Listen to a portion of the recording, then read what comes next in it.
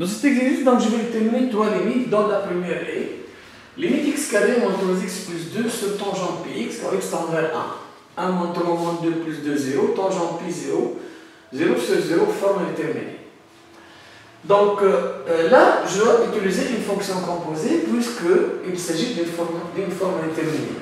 La fonction u doit être de la forme donc pi fois x. Mais je dois vérifier que cette fonction tend vers 0 quand x tend vers 1. Mais là, cette fonction tend vers pi. Donc je vais retrancher pi pour que cette limite donc tende vers 0. Donc égale limite 2. Donc faisons apparaître donc u, c'est-à-dire pi sur x moins pi. Cette limite deviendra donc limite.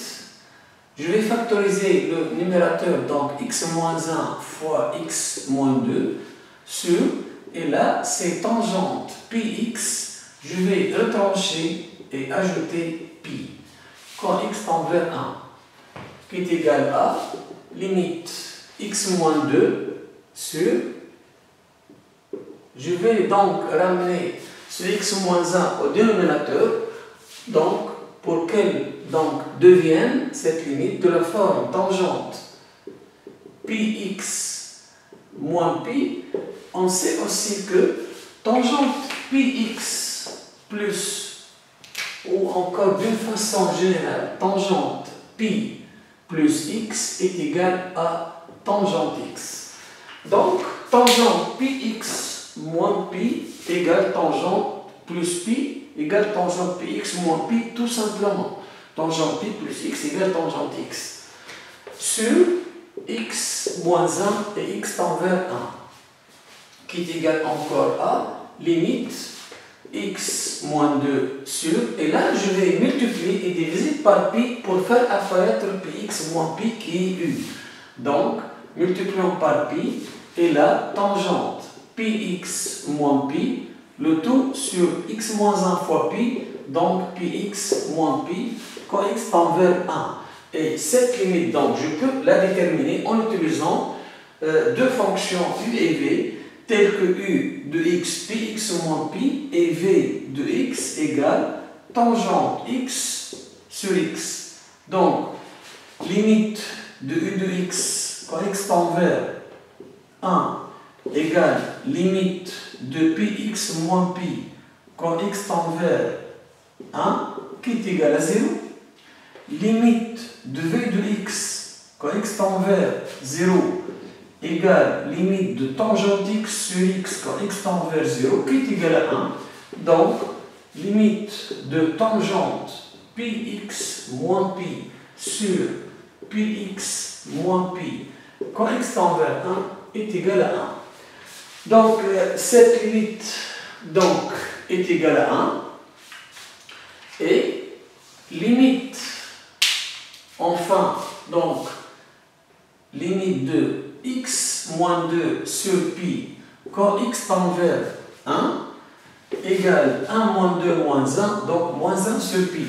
Donc, cette limite moins 1 sur pi, cette limite est égale à 1, donc limite finale est égale à moins 1 sur pi. Et finalement, limite de x au carré moins 3x plus 2 sur tangente px quand x tend vers 1 est égal à 1 sur pi, plutôt moins 1 sur pi. Donc voici donc la première limite. La deuxième limite,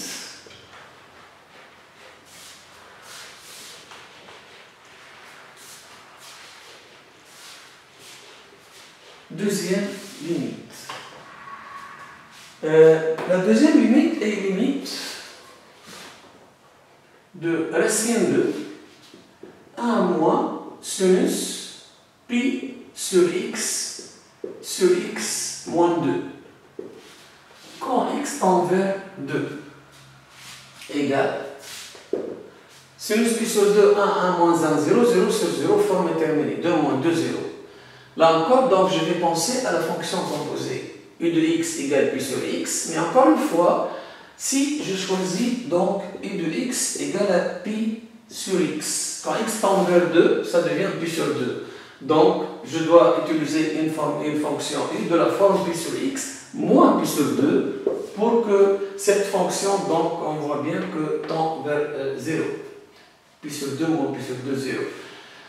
Pour cela, donc, je vais utiliser les formules cosinus pi sur 2 moins x égale sinus x. Donc, on sait que aussi sinus pi sur 2 moins x égale cosinus x. Donc, cette limite devient racine de 1 moins sinus, ça devient cosinus. Et l'angle, c'est pi sur 2 moins pi sur x. Le tout sur x moins 2, quand x tend vers 2.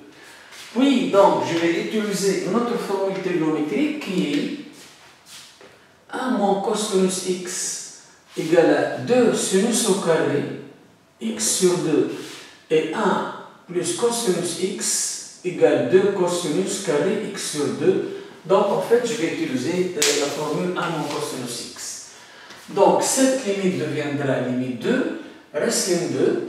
1 moins cosinus, c'est 2 sinus au carré, pi x moins pi sur 2 moins pi sur x, le tout sur 2. Donc, ça deviendra pi sur 4 moins pi sur 2x, le tout sur x moins 2. Quand x tend vers 2, qui est égal donc à limite 2, valeur absolue, donc là c'est racine de 2 avant tout, donc racine de 2, valeur absolue, sinus pi sur 4 moins pi sur 2x, le tout sur x moins 2, quand x tend vers 2, égale, donc là, je vais multiplier et diviser par pi sur 4 moins pi sur 2x. Donc, enfin, on obtient donc racine de 2 fois pi sur 4 moins pi sur 2x, le tout sur x moins 2. Et la valeur absolue de sinus pi sur 4 moins pi sur 2x, le tout sur pi sur 4 moins pi sur 2x. Là, donc, pour essayer donc de trouver donc la forme valeur absolue de sinus u sur u. Donc, je vais déterminer cette limite en utilisant la fonction composée, cette limite toute seule, et cette limite, bien sûr, en utilisant les fonctions rationnelles.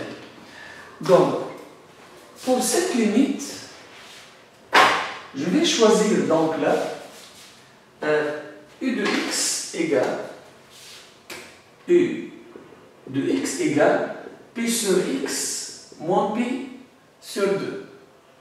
Plutôt, pi sur 4 moins pi sur 2x.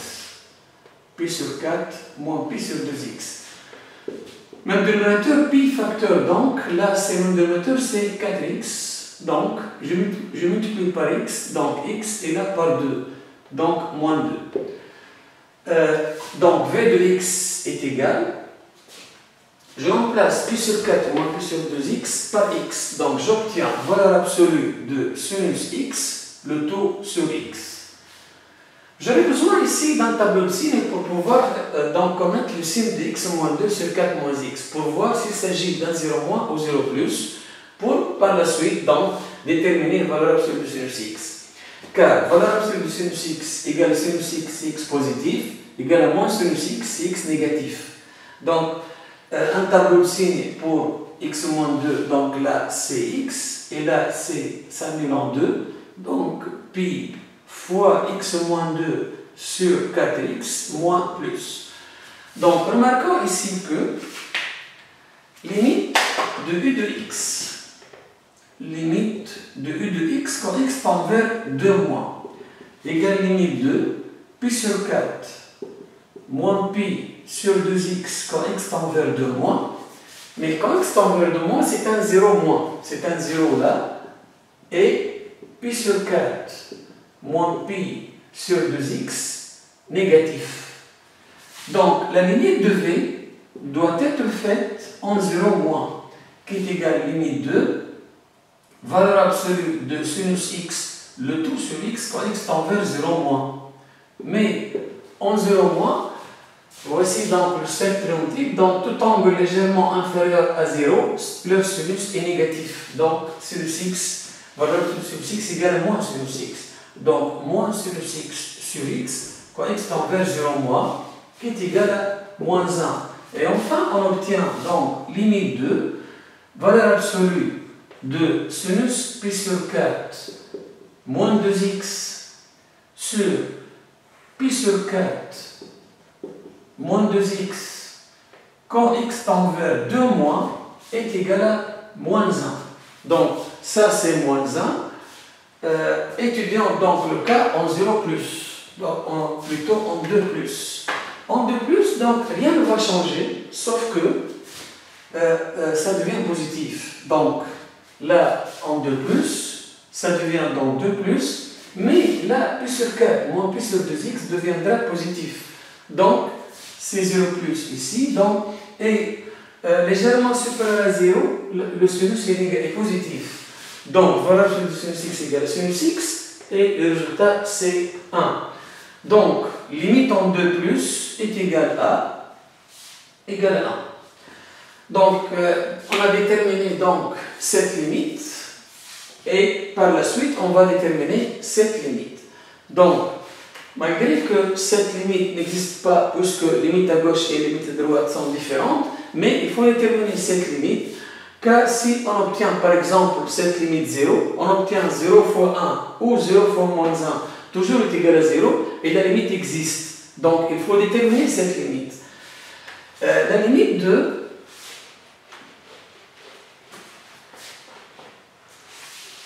donc, la limite de la racine de 2, pi sur 4, moins pi sur 2x, le tout sur x moins 2, quand x tend vers 2, égale.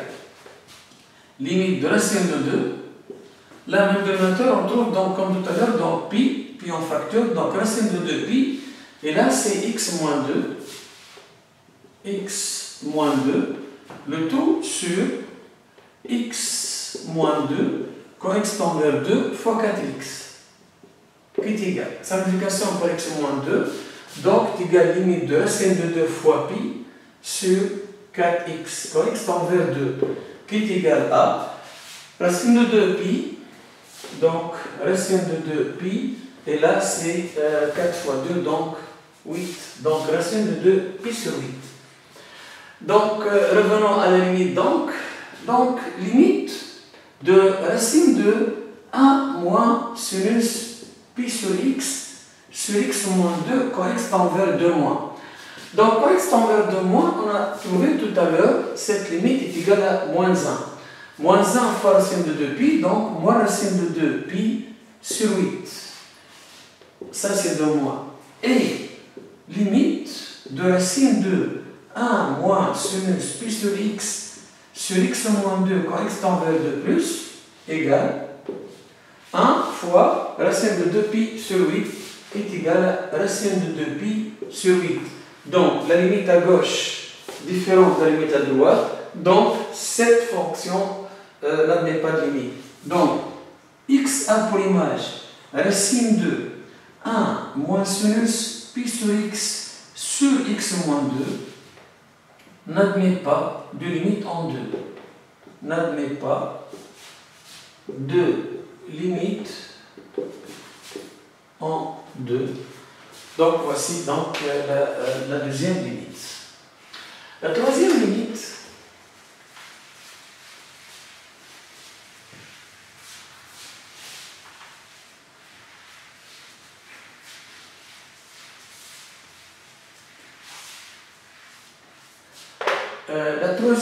c'est limite de x moins 2.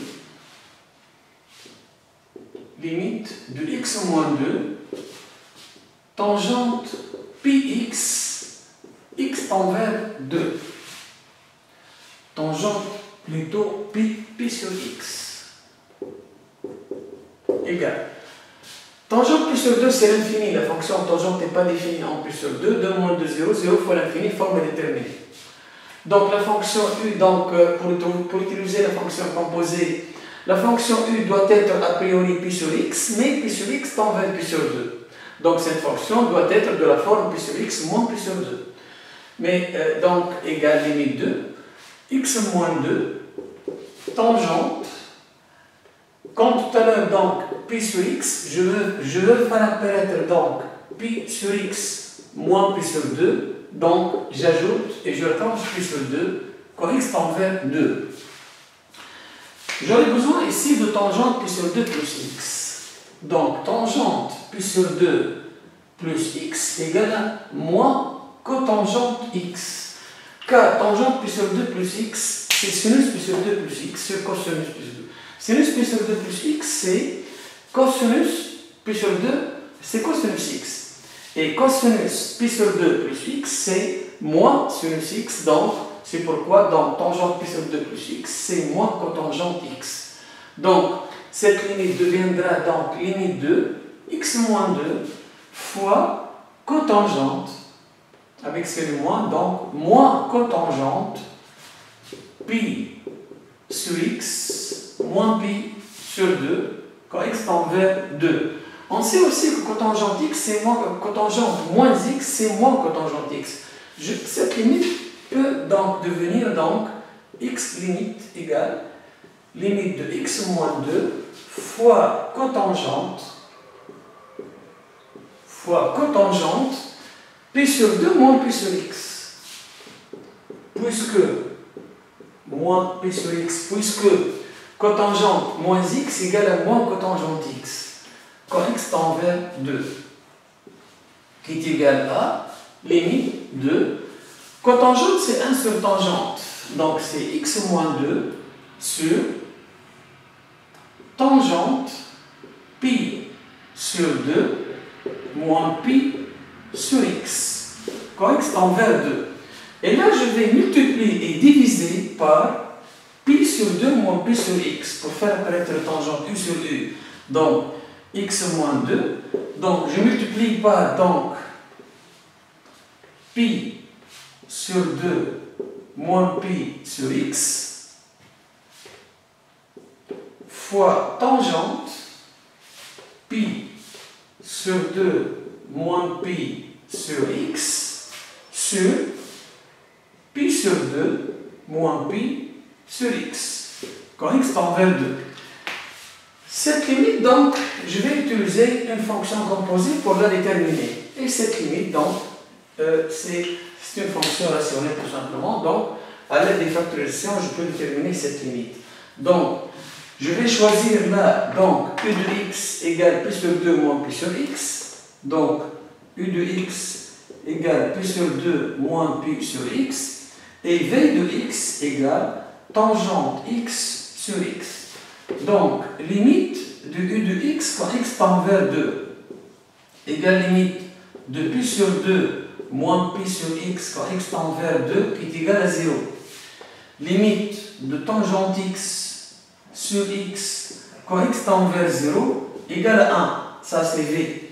Donc, limite de tangente pi sur 2 moins pi sur x sur pi sur 2 moins pi sur x quand x tend vers 2, plutôt quand x tend vers 2 égale donc 1. Donc cette limite est égale à 1 et cette limite je vais la calculer donc à part en utilisant donc les calculs de limite simple. Donc limite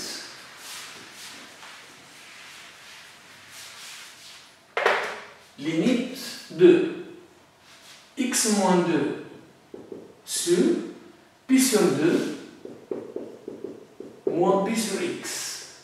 X tend vers 2 égale limite x moins 2 sur, même dénominateur, donc pi en facteur. Donc x moins 2 sur 2x et x tend vers 2 qui est égal limite 2, simplification par x moins 2, donc 1 sur, ou plutôt c'est 2x sur pi, deviendra 2x sur pi quand x tend vers 2. Donc, c'est qui est égal donc à 4 sur pi. Donc, cette limite, c'est 4 sur pi. Cette limite, c'est 1. Donc, la limite finale, donc c'est 4 sur pi. Donc, limite de x moins 2 tangente pi sur x quand x tend vers 2 est égal à 4 sur pi.